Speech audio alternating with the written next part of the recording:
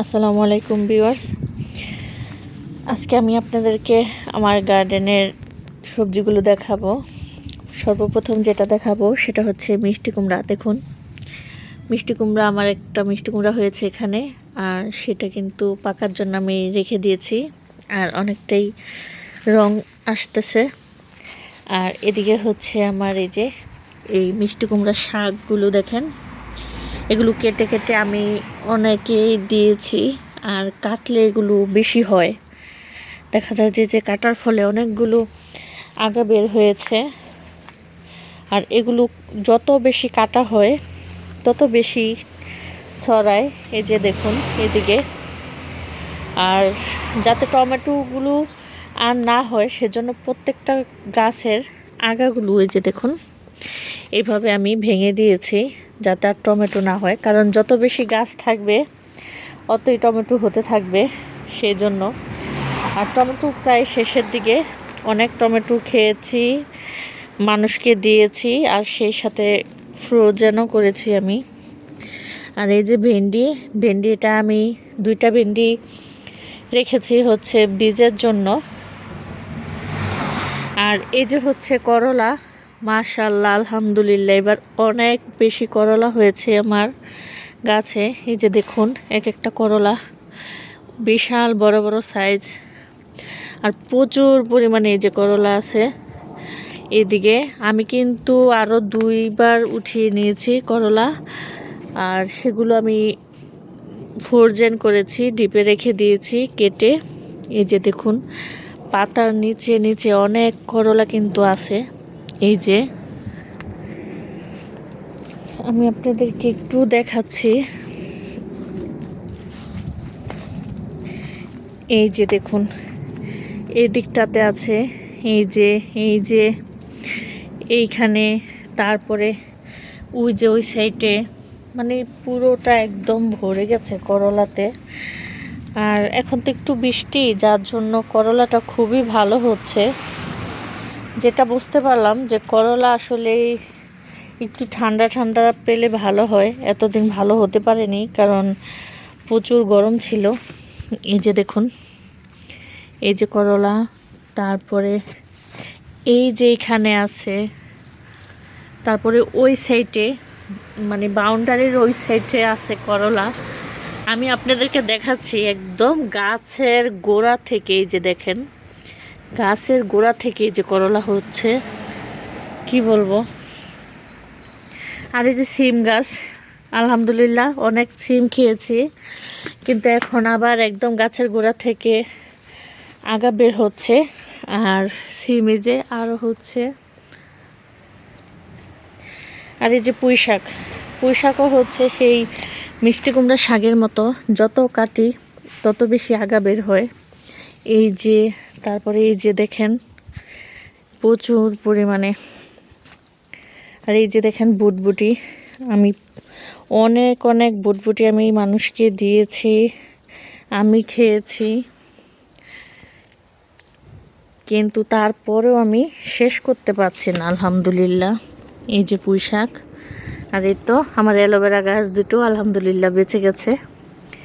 আর এই হচ্ছে আমার নাগা মরিচ, দেখেন মাশাল্লাহ মরিচ ধরেছে, অনেক মরিচ ধরেছে। আর এই তো এখানে হচ্ছে কচু গাছ, আমি আপনাদেরকে দেখাই। দেখেন কচু গাছে কিন্তু লতি ছেড়েছে, যেটা আসলে আমি প্রথমে দেখতে পাইনি, কিন্তু ওই দিক থেকে গিয়ে লতি থেকে আবার চারা গজিয়ে গিয়েছে। ওই যে এই হচ্ছে আমার গাছ। এই যে এটা হচ্ছে কাঁচামরিচের গাছ, কাঁচামরিচের গাছে কিন্তু অনেক বেশি কাঁচামরিচ আছে। আমি অনেকগুলো, আমার এখানে যা যা আছে সব কিছু আমি মানুষকে দিয়েছি, সবাইকে দিয়েছি। আমার আশেপাশে যে ভাবির আছে সবাইকে দিয়েছি আমি।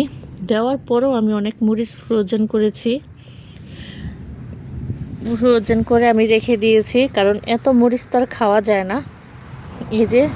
এই যে নাগা মরিচটা, এইটাও আমি সবাইকে দিছি।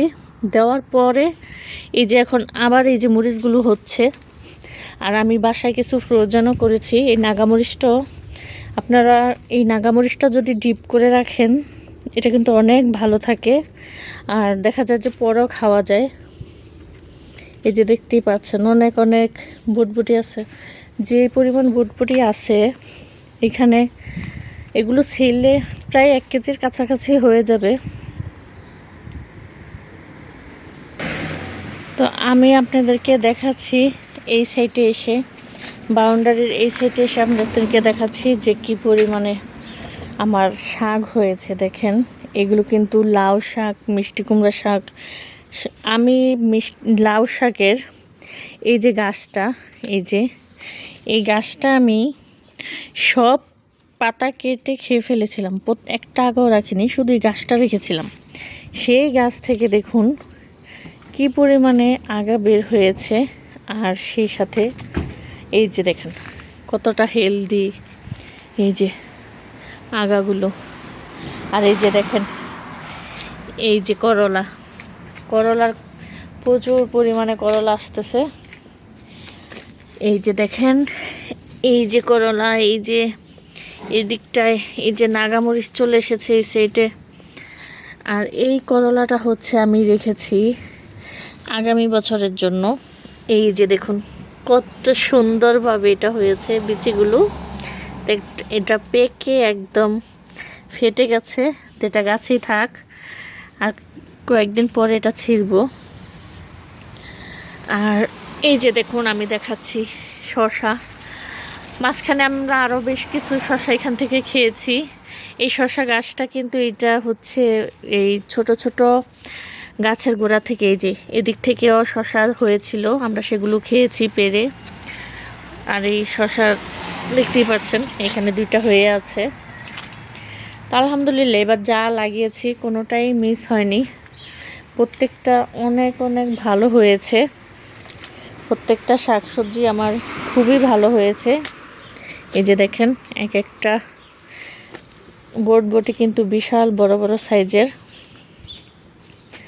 এই যে দেখেন এটা হচ্ছে করলা গাছের আগাটা, দেখেন কি পরিমাণে মোটা আর চ্যাপ্টা। আর বটবটি এই তো হচ্ছে এই যে দিকটাতে ফুল আছে, তারপরে ছোট ছোট আছে, তো আরও বেশ কিছু হবে। আমার মনে হয় যে আসলে শীত পুরোপুরি না আসা পর্যন্ত বা গাছ যতদিন থাকবে ততদিনই মনে হয় যে এই সবজিগুলো হতে থাকবে। এই যে দেখুন পাতার নিচে নিচে একদম করলা, এই যে প্রচুর পরিমাণে করলা হচ্ছে মাশাআল্লাহ। এই যে দেখুন আরও করলা হচ্ছে, এই যে এগুলো আস্তে আস্তে বড় হবে। তো এই হচ্ছে আমার বাগানের শেষের দিকে বলবো, কারণ এটা হচ্ছে সেপ্টেম্বরের লাস্টের দিকে কিন্তু আমার গাছগুলো এখনও মাশাআল্লাহ অনেক হেলদি আছে। আস্তে আস্তে দেখা যায় যে ঠান্ডা আসবে, তখন কিন্তু এগুলো হয়ে যাবে, মরে যাবে আস্তে আস্তে। আর এই যে মিষ্টি কুমড়াটা বাহিরের সাইডে এসে হয়েছে, এই তো এটাও পেকে যাচ্ছে, তো এটাকেও কেটে নিব। তো সবাই ভালো থাকবেন, আমার বাগানটা কেমন হয়েছে সেটা অবশ্যই কমেন্টে জানাবেন। আল্লাহ হাফিজ।